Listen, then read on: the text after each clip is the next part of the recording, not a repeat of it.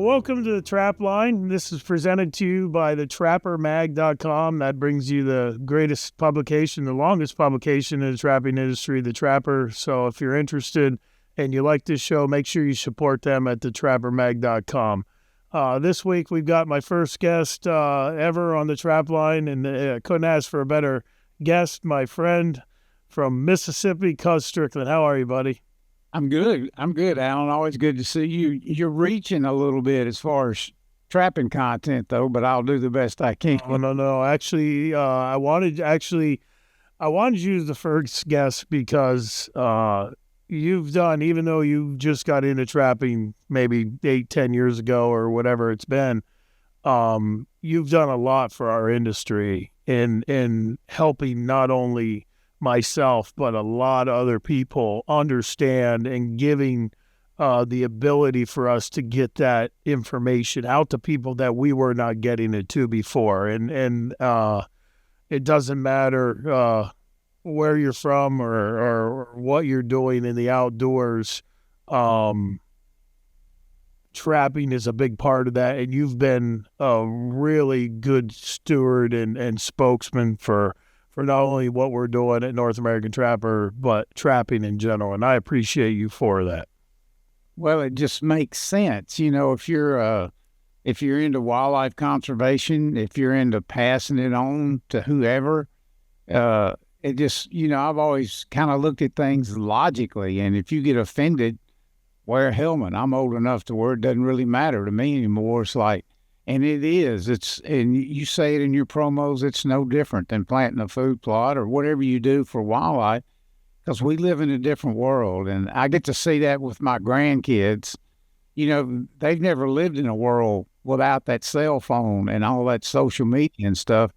So if you're going to have a message, you need to figure out how to deliver it. Not only that, they're so used to scrolling 5-10 seconds. You got to get a message that makes them go, didn't know that. And as much as I admire trappers, and that, I'll tell you, they're probably the best in the woods that I've ever been with, and I've been with a lot. They're not always the best at communicating what they do. To me, it's an adventure, and I don't ever hear that from many trappers. Yeah, that's actually a big part of trapping, Cuz, and that's one thing that we all can probably do a better job at, is showing that lifestyle aspect of it, showing how it's part of who we are. It's part of our DNA. That's why we're here, because our ancestors did this, and being able to go out there, go one-on-one with that animal, that's truly why I do it. I personally don't do it for money, and that, and that's not why you do it. We all have different reasons, but, give us some of your reasons of why, and I know what they are, but I want people to really see how it doesn't always have to be about the fur market. Your reasons for wanting to have trapping part of your conservation process. Yeah, well, I got fascinated. They asked me, or you asked me to come speak at the National Trappers Association deal, and I said, look, they may throw tomatoes at me, but my message is going to be different.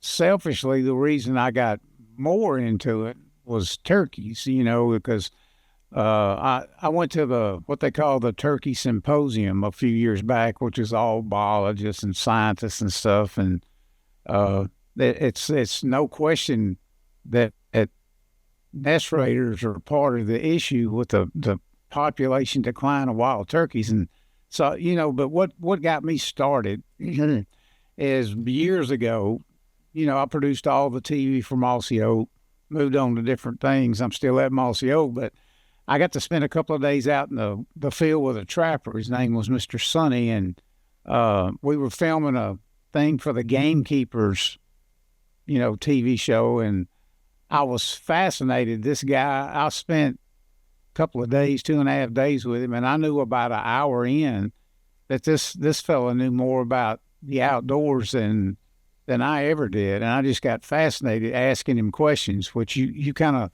took his spot. I don't know how many questions I've asked you, but it just flew all over me and became very addictive. But the reason that I wanted to do it was easy: keep my grandsons, I have 3 grandsons and a granddaughter. The boys love to hunt and fish and do all that stuff. And I wanted another season, bow season, rifle season, turkey season. I wanted another season to keep them outside. The cool part of me about trapping, and I've heard you say this, it's like fishing for brim. You ain't got to be Bill Dance or anything else. Trapping is so much fun. You ain't got to sit still. You ain't got to be quiet. You can take snacks along. You can see all the cool dirt. And I wanted them to be a part of that. And they just went to it, which proved to me you can reach young people. You just got to have a different kind of message. And I brought this up there in Harrisonburg at the convention. They had a guy there, and I think his name was Jaime Kors. He was on whatever Discovery or the History Channel show, The Last Alaskans. And he had people lined up to see him and sign this and sign that. And I brought it up in that talk I did. I said, you know why that show was so popular? And it wasn't that he was catching martins or whatever it was that scenery and that adventure. And it's like, you said early on, it's a lifestyle. Well, it is. And when you do it day in and day out, and you may even be an experienced guy who, to me now, you're the kind of the face of trapping. It's like you take that for granted. People don't live like that, and they want to live like that. They want to have those adventures. And trapping is, to me, one of the best ways to get out there and do it. Again, it's like sitting on a bank with a worm on your hook. You ain't got to be a great fisherman to do that. And I was like, y'all need to spread that message and take more pictures of the scenic stuff and cool stuff you see out there. And I don't mind communicating that message. And I felt guilty about standing up there talking to a bunch of trappers who were way better than me, but I kind of think they enjoyed it. Now, if they get it, I said, look, if you don't understand how to post stuff or join Facebook and all, I said, get your kid or your grandkid to show you. It'll take them 10 seconds. And if you ain't got a kid or a grandkid, go rent one, because they know how to run that phone. And if you start getting those messages out there, they'll see them. Absolutely. And you brought up giving that, actually 2 days you spoke at the NTA convention, and your message was so much different than what normally is given at, but I know it resonated. There was a gentleman that came up to me, and I don't know if he came up to you, but he said, I'm going to do that. You had mentioned something about having a Facebook page or something where we give people facts and things of that nature. And I got a friend request just last night, Truth About Trapping.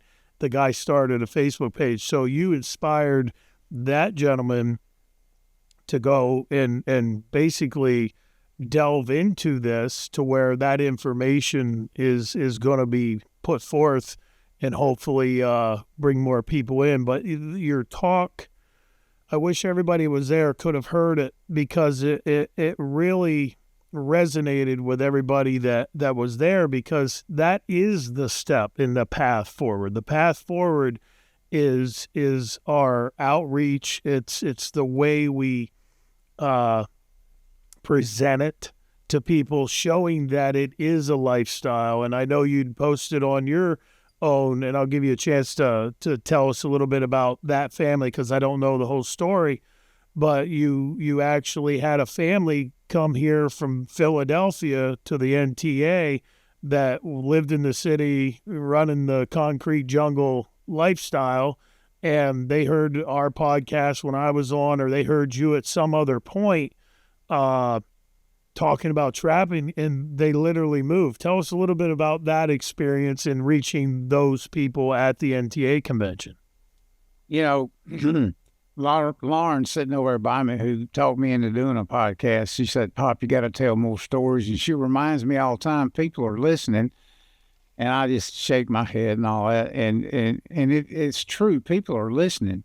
And when we got through, I did talk to that guy, and I was like, look, if you want real good how-to stuff on trapping, I said, go over and talk to Alan, because he never steers me wrong, and he's passionate about it. But yeah, they kind of stood out a little bit like I did, and they came up to me, the most gorgeous little family you've ever seen, and And the dad walked up to him. He couldn't have been 30 years old and had 2 little kids and a pretty wife. And he looked me straight in the face. He said, "Hey, your podcast, that Fistful of Dirt, changed my life." And I was like, I didn't know. I really didn't know what to say. I was kind of dumbfounded. And he kept telling it, and his wife spoke up. And she said, "First off, we love listening to it because we don't have to, I don't have to review it.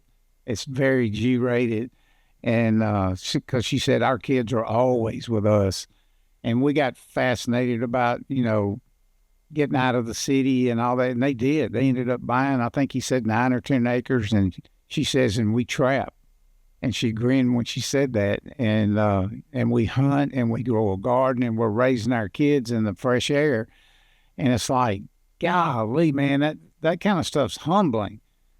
And that was my message to the trappers, was like, man, you got to get that message out there.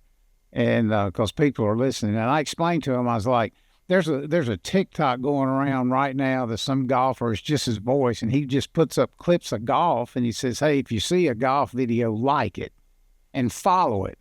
And that's how you grow your own content. I told him, I said, get you a Facebook.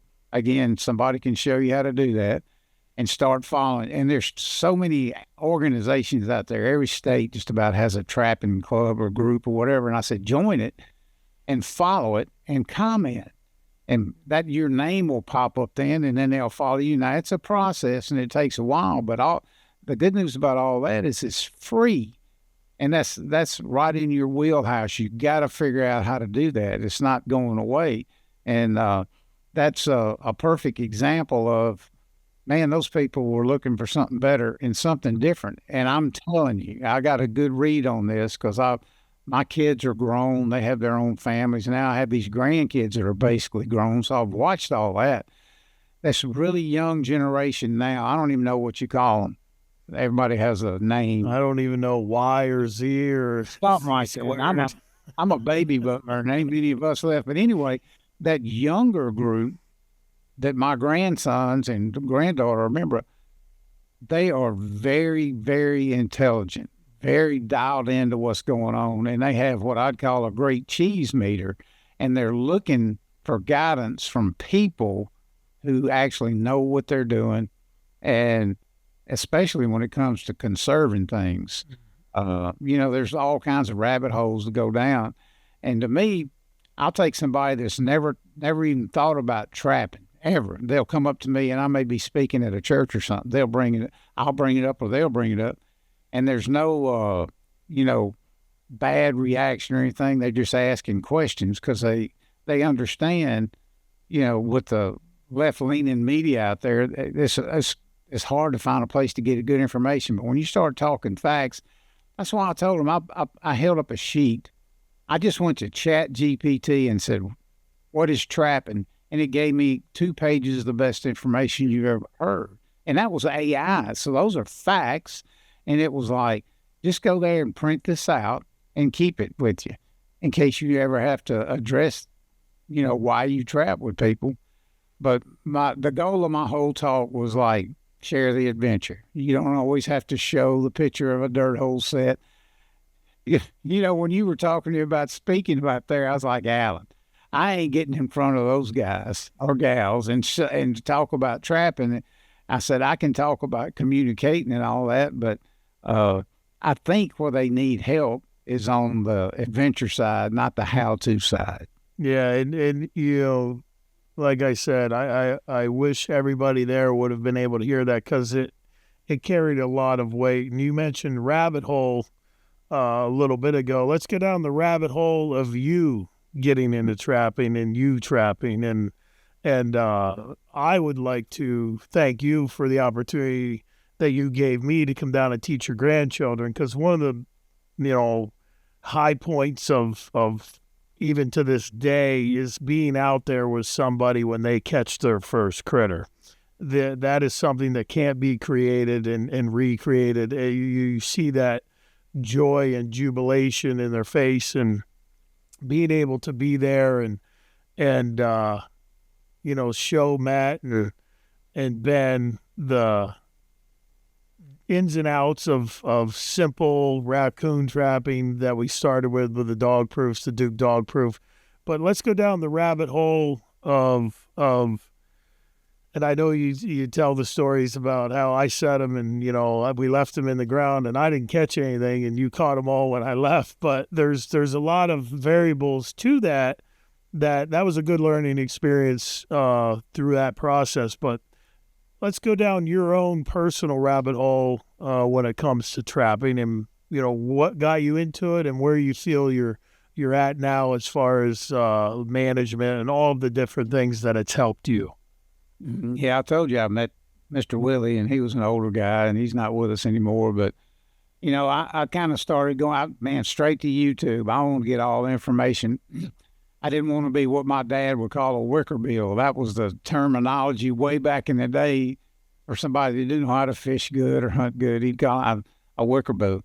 And I kind of got into that with food plots decades ago. I would go into the co-op to ask a question, and that people would look at me like, golly, man, you're kind of famous in that. You don't know how to do. No, I went to YouTube and found everything I could find.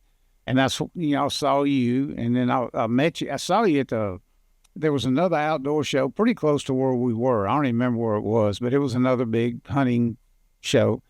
And I walked around, I said, man, there's Alan Probst. And I was like, that's Elvis, man. He's a trapping guy. And I just wore you out with questions. I know you thought I was some kind of weirdo, but I was like, finally talked to you. I said, look, and you talking about you make a run down south, at point. I said, you got to come to my place. And it wasn't being selfish. I mean, I could have figured some out on my own, but I was grateful that you were able to teach the boys how to do it and me. I'll never forget the first, because I was right boom myself. Look, I got this coon stuff kind of figured out. I want to put some Duke 550s in the ground. And you said, all right, you first. And I put my trap out there. It took me 20 minutes. I was laying, putting my knees on. I was just scent free.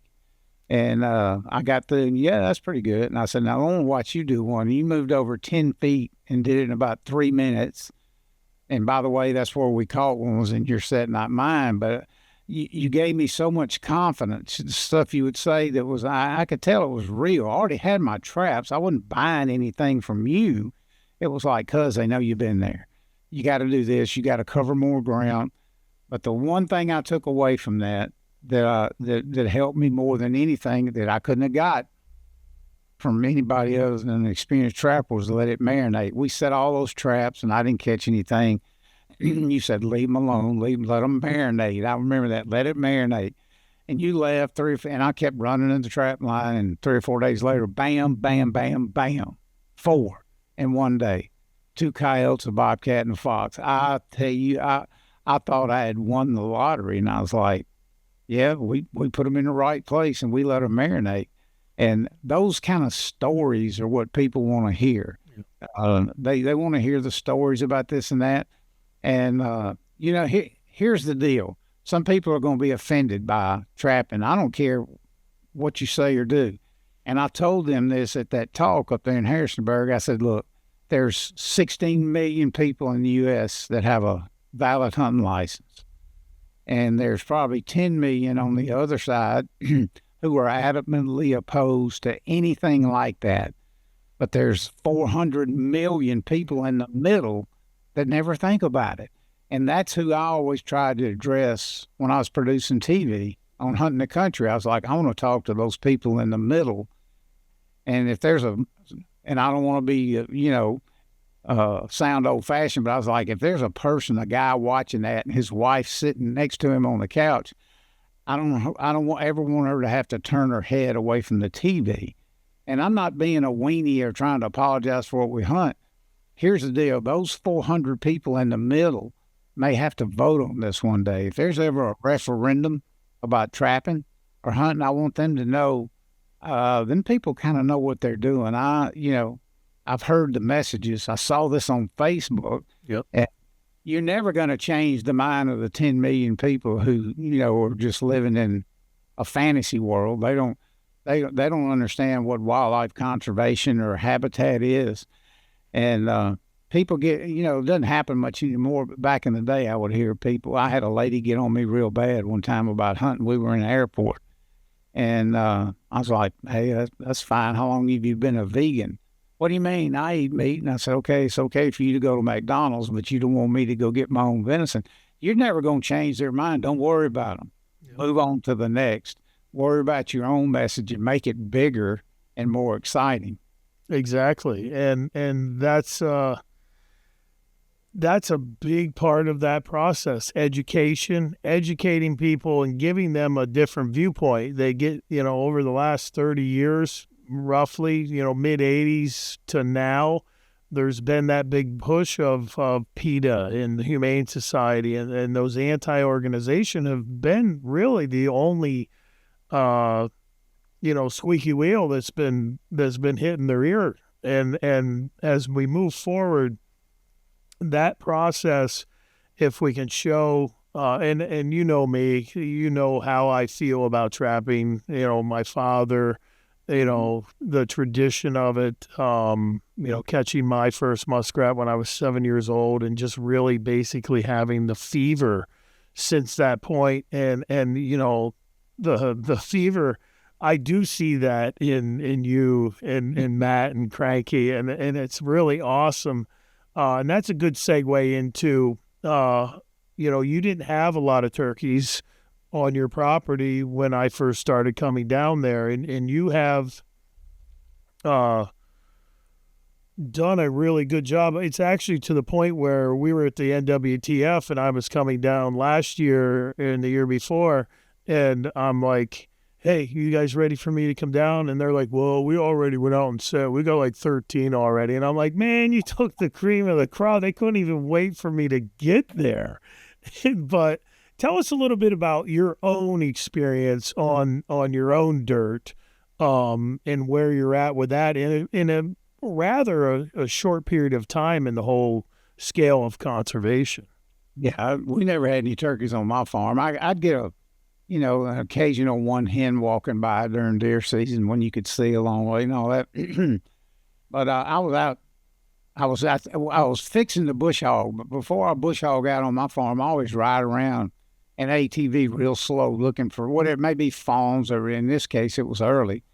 And I came across a nest right on the edge of my property that had been destroyed, and I was like, "Golly!" So there's hope. Because there's a big canal, river / whatever to the south of me. There's turkeys over on the other side of that river. They very seldom get over here. But I was like, well, I need to do what I can do. And I don't know how many coons me, you, Matt, and Cranky have caught in 5 years, but it's a lot. And during the turkey symposium, this guy was they had these two farms marked. I think they were in North Georgia and North Florida, South Georgia. And talking about how many nests had been destroyed and all that. But he said, this guy was like, I hadn't finished the report. This is my opinion. That he said, the more catching them this year, say you catch 20 on 100 acres, he said, you got to be relentless. Because he said they're there for a reason. And he said, it's just like coyotes. When you catch a bunch of coyotes, and he said, they're so nomadic, they move right back in. So every year we catch them, and every year I'll see a few more turkeys out there. So I know I don't need any facts and figures or chat GPT to tell me how it's making a difference. It's clearly a difference. That study, I'll never forget it. They had, I think it was 53 maybe nests located as a college thing, and there was some bunch of college kids in it, and in that wildlife world. And they all had trail cameras on them. And I think he said 80-something% of them were destroyed. And what did that, 90% of that was raccoons, because people will say coyotes and all that. We need to control it all. But those raccoons, man, they're just absolutely relentless. And it's so hard for a turkey anyway to raise a brood of, if she has 12, maybe 2 or 3 make it, because they have to stay on the ground. And it's like, I'm going to help them any way I can. And that's why the golden age of turkeys was back in the early, mid, late 80s. Pelts were bringing good dollars, and there was so many people trapping. And as the pelt money went away or whatever, nobody's trapping anymore. Well, guess what happened? those nest raiders and predators and all that kind of stuff just went crazy. And if I can talk one person into going buy 6 DPs, just go do something. And if you can ever get that person to do it one time, they're hooked. This was the coolest story, and I failed to tell it, I think, at the show up in Harrisonburg. And this was a result of you being on the Fistful of Dirt podcast. This guy sends me a PM that's like 10 paragraphs long. He heard us talking about him. And he's in a hunting camp down south. We have a lot of hunting camps. They'll lease whatever, 1,000 acres or 2,000 from this paper company, and he'll get 10 or 15 people in. Everybody pays whatever. Now I'm in a hunting camp. He couldn't get anybody interested. And there were 5 or 6 turkey hunters in there. He couldn't get them interested in doing that. So he went and bought, I think he said 20 or something like that, DPs, had a big meeting because, the way you get people to show up at the hunting club, it ain't a work day. It's like you have a cooking. So he had a whatever. He said, I'm going to cook burgers.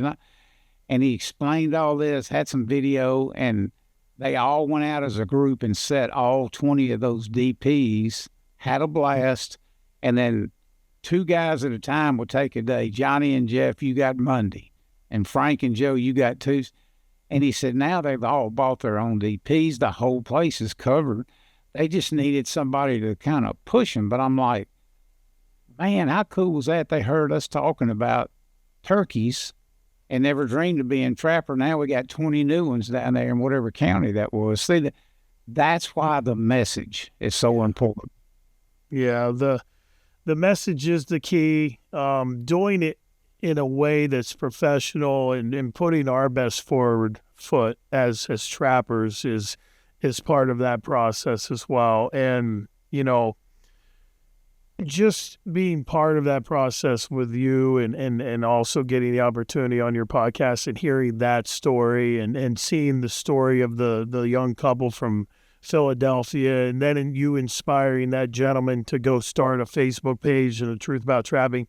And that just goes to show you, no matter who you are and no matter what you're doing, you can make a difference. No matter how little you think that is in the grand scheme of things, it's actually a big part of that. It's a big part of each person doing their thing in promoting trapping and the tradition in the best light and the best foot forward. And I can't thank you enough for having the platform that you do, not only as my friend in the friendship, but thanking you for that opportunity to get that message to people in that process. And I definitely appreciate that from you, Cuz. Hey, nobody's better at it than you, Alan. I pick at you all the time. And I was like, I trap with Alan Probst for 7, 8, 9 days. And he gets through. I look like I was under a log truck changing the oil. Here we go. And when you get through, you look like you just played 18 holes. You look like you were playing golf. I was like, that's a great guy to give that message out. And you know how to handle all this. And I tell people all the time, look, if you're gonna get some negative kickback on that trapping is a low hanging fruit for some kind of nut job, anti-hunting, anti-whatever. And my standard answer to them, if I don't get that much anymore, but my standard answer was always, look, if you want to do something and you think I'm not helping, if you yourself want to do something, go buy a hunting license. So that's where all the money comes from. Go buy a trapping license. Go buy a fishing license. Hunting, trapping, fishing, we are the worst at beating our own chest about what we do, but you need to arm yourself with facts. Like, look, if it wasn't for us, you wouldn't have any hiking trails. You wouldn't have any public land. You wouldn't have mule deer running down the mountains. We handle and pay for all of that. And if you don't like it, wear a helmet. I'm just telling you, we need to get better at promoting what we do, and trapping's just a small part of it. But it's kind of I ain't gonna say it's my number one thing, but boy, it's close. I think I went from tree stands to whatever to sitting in my tractor to sitting in there running that trap line. That trap line's pretty high, and if you can just get somebody to try it one time, man, it's addictive. There's nothing better than like putting that in the ground and then being able to walk up and that animal is 2 feet from you. That is Christmas every morning. I know we use that. I know we use that saying, but it truly is. If you're driving down a 2-track and you know you got to set up around the corner or 2 sets up around the corner, man, you're leaning, looking over. It's just one of those things. But I appreciate your help in this process, my friend. I got a couple questions here for you. Yes, sir. Obviously you've been trapping long enough now and you actually, one of the things you did is you made your own stake puller. You're in there welding stuff, putting on chain. You're like, look at that. So you were proud of that, and it works, and it's fantastic. Yeah. But if you could invent a piece of trapping gear to help you in all those processes, what do you think you would invent? What do you, and I might be putting you on the hot seat here but what would you invent to make your job easier as a trapper? I looked at some of them while I was up there, and I've watched you hundreds of times bed a trap. And to me, it's just like somebody that learned very young how to hit a golf ball. Their swing's just a little bit different, and maybe they go in there different. And I saw some cookie cutter type things, but I've never bought one. I do a little welding, a little heat and stuff.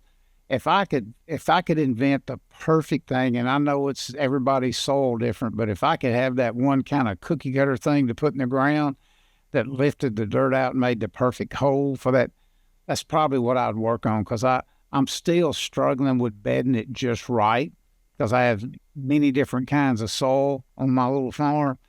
But if I had some kind of cookie cutter thing to bed that trap down, that's. And I may work on that one day. I don't know, but I'm to the point now where I want it to be perfect. That's pretty cool. It reminds me of a story that just happened this past year, actually this spring, just when I was down there. I was putting in some dirt holes and whatever, and I took my hand and went over the trap. And actually, you actually put a clip. I think it was one of your reels where you were like, "Ooh," because went over the top of it. I was like, it made me cringe. You get snapped by one of them things one time, and they wake you up. They wake you up. And that's why to this day, I don't fool with counterbar traps. It's like, I'm old. I got them old man bones and old man's. And it's like, the more you do it, the better you get. But I'm telling you, I'm going to invent something one day that's like the perfect cookie cutter for the soul to get that trap bedded just right. And that's why I love watching people's videos. They put it, 9 inches behind this. And that's so much fun. And I know that's what keeps you cooking. It's like, I'm going to move it an inch over this way, and I'm going to do that. To me, that's fascinating. Yeah, I'm more of I'm right-handed, so I think right-handed, and I'm always back to the right a little bit, where I think his right front foot's going to land to poke his head up over to see what he can get for a whiff. But that just comes with time. You're becoming a fantastic trapper in your own right. So are the boys, and that's because you are, a student of the outdoors. And that kind of leads into a couple questions. I know this is the first episode of the Trapline, which is a trapping podcast, but if I have somebody who's got your wisdom, and I rank you right up there with my father, and you know how much that my father meant to me, so that's how much you mean to me as well. But and this isn't a trapping question, but since I have you on here, I'm gonna get the most out of your time, per se. What is the hardest lesson that you think you've learned in the woods? The hardest lesson? The hardest lesson that you think you've learned in the woods? Yeah. Probably patience. And, boy, that really flies into trapping. But patience is such a big deal. It's such a big deal these days because, people scroll on that phone. If you don't get in their message in 5 seconds, they're out. And I was kind of, and look, I started bow hunting when I was like 12. Didn't kill anything until I was 18 because I was always in a hurry and I didn't do things right. And I learned Barry Wenzel and Gene Wenzel, the Wenzel brothers, taught me a valuable lesson one time. We went somewhere, had 5 or 6 days, and he's like, man, I was like, I found a place to hang a stand. He said, look, if you got 5 days to go to a new spot and hunt, he said, scout it for 3 or 3.5. And when you make your move, put it in the right place and be patient. Yep. And there's so much to be said about that. It's like it ain't going to be instantaneous. It's not a quick reward. Be patient, because if you're not patient, you're missing so much. Yep. I told a guy the other day, he said, "What's your favorite hunt? Where would you go?" I said, "Right there on my little farm. I'd like it to be about 30 degrees, and I'd go climb up in that ladder stand. I don't have a trail camera out, and just sit there from like 3 o'clock till dark." Yep. And that's just taking it all in. To me, that's priceless. And it's like you told me when you left after that fourth or fifth trip down, or first trip down there, you said, "Cuz, let it marinate." And people don't let things marinate anymore. So I'd say the hardest thing I've learned is be patient. And man, that's priceless. That's fantastic. That's a great thing. And it doesn't matter what you're doing in nature, hunting, fishing, trapping. Patience is gonna take you a lot further than trying to press. Be proactive and make something happen. Just make your set. If it's trapping, stand back, let it work for you. So fantastic. And then, this is kind of along the same lines, but what is a piece of old school wisdom or a method or something dealing with your outdoor lifestyle? What is the old school wisdom that you swear by? It's hard to say. The trapping thing and the scent thing kind of messed me up for a little while, because I was always, make sure the wind's right. But here's something that I learned early on for some really good guys that were older than me, and we didn't have the, phones and YouTube and all that kind of stuff. And it's like how you enter the woods.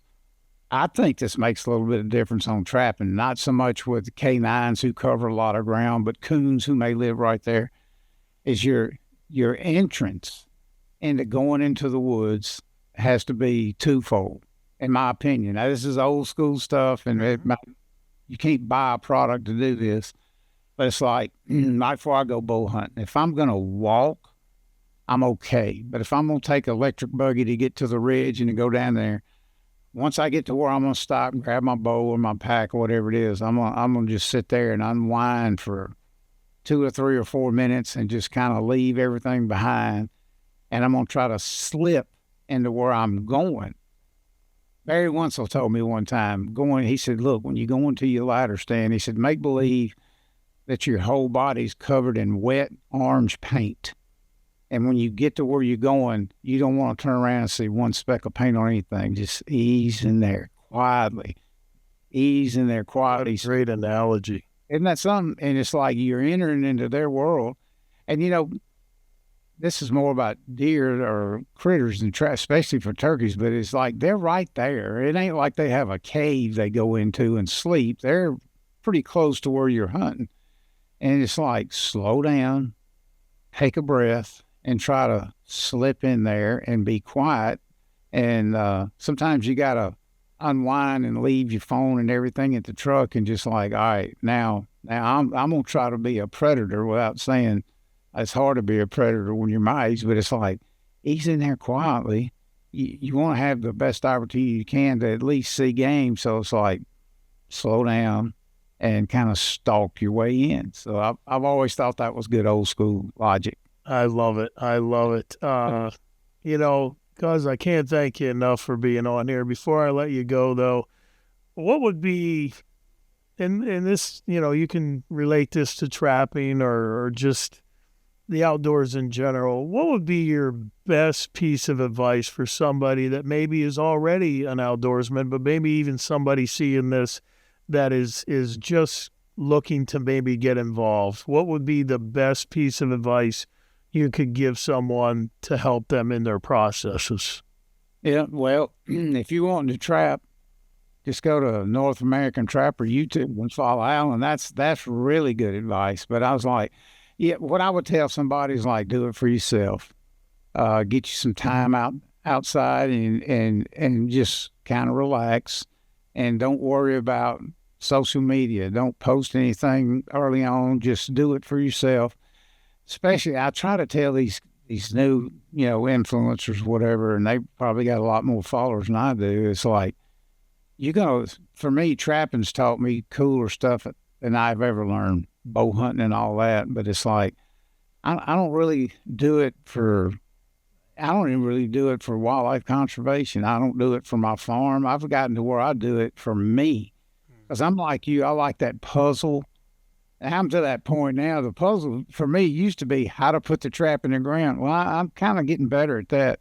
Now it's like, should I put it 10 feet over there? It's like, that's the coolest thing ever. Just kind of do it for yourself and give yourself a little time to unwind and do it right. I mean, there's rules, and I don't mean written regulations in your game and fish thing. There's rules, and people, I don't post a lot of trapping pictures because I don't post a whole lot of days in a row, because when I leave and I'm gone a lot, I'm taking my stuff out. I may get to trap for 3 days, 5 days. I may get to go for 10 days, but when I got to leave again, I'm taking them out. And they say, well, you can set your traps off, and that's okay. And I don't really ever do that. I just pull them up and take them back, clean them up, set them out. I want to start over fresh every time, but there's something about that time. And it may even seem a little selfish, but it's like, if you want to do that, just do it for yourself, and you're going to learn so much. One other point, if you want to teach somebody, especially kids, and I talked about this a little bit in Harrisburg, you got to remember, hunting, trapping, whatever it is, if you're going to take one and take on that responsibility, you got to remember this is about them and not you. You might have to take snacks, and you may have to cut your trap line or your hunt short. But if you make it fun, and this is how you know if you make it fun, if they ask to go back, then you've accomplished your mission. So don't take yourself too serious, and enjoy your time out there, and it'll become addictive. Yeah, you know what? I couldn't even begin to say it half as good as that. Cuz I appreciate you, my friend. I appreciate everything that you've done for me. You're a living legend. You've been doing this for 50 years. You've helped thousands and thousands of people in their outdoor processes, and I am honored to call you my friend, and I'm glad that you were the initial guest here on the Trapline, and I look forward to the next time we can sit and visit. Well, what an honor. You have been my trapping sensei, and I don't mind telling people that. And especially in trapping, knowledge is power. And I told you from the get-go, Alan, you need to be the face of this. You're the right guy for it. That passion is off the charts. The way you present it is off the charts, and your quest for knowledge is off the charts. So I feel like I'm a little bit out of my lane, and I appreciate you letting me come on here. And know this, as soon as I see it, I'm going to subscribe. I can't wait to hear some real trappers. Well, I appreciate you, my friend, and you've swerved very well into our lane. You are now in the passing lane, going 80 miles an hour around all the people with the helmets on, as you said earlier. Thank you, brother. I appreciate it. Your friendship means the world to me. I appreciate you. That's the first episode of the Trapline. We appreciate you being a part of it. We're going to continue to do this as we move forward. We're going to get guests and hopefully enlighten you all to the great tradition of trapping in the outdoors. Until then, if you need a subscription to the Trapper Mag, get online, check that out. It's a fantastic magazine that's going to give you all the trapping information that you need to help you in your processes. Until then, we hope to see you out on the line.